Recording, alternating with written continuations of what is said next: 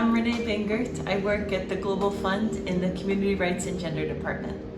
Today I presented on the Global Fund's new strategy and how to translate that into actuality. So we looked at what are the new requirements for the funding request and throughout the whole process from grant making to grant implementation.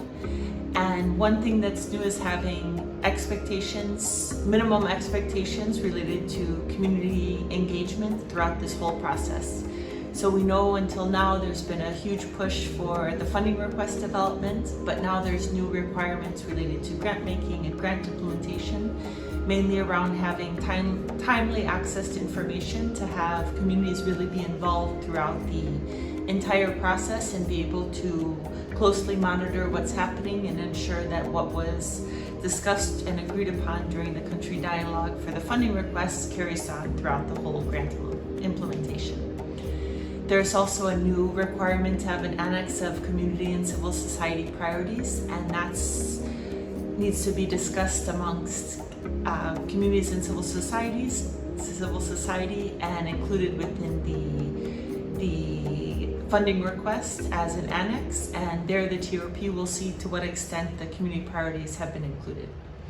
We also have a new gender equality marker where every funding request will be reviewed by the technical review panel, and we'll examine to what extent did the funding request use a gender assessment to see which programs should be used and how the assessment informs programming.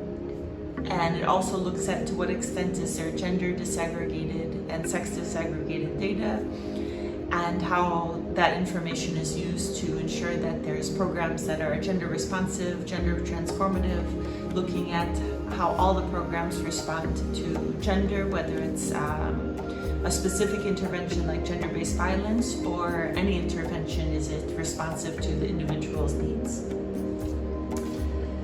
We also have a new focus on equity, and when we talk about equity, we don't just mean gender equity, but we are looking at socioeconomic status, where a person lives, looking at all different aspects like ethnicity, and there's new questions in the funding request to see how is the funding request addressing issues of equity.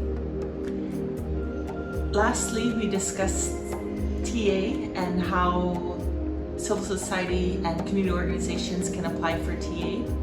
So to apply for TA, it needs to relate to a grant. It could be a national grant or a multi-country grant, and it should be bringing community and civil society together. It can be doing a situational analysis, being involved in the different country dialogue process, or involved in grant implementation and monitoring.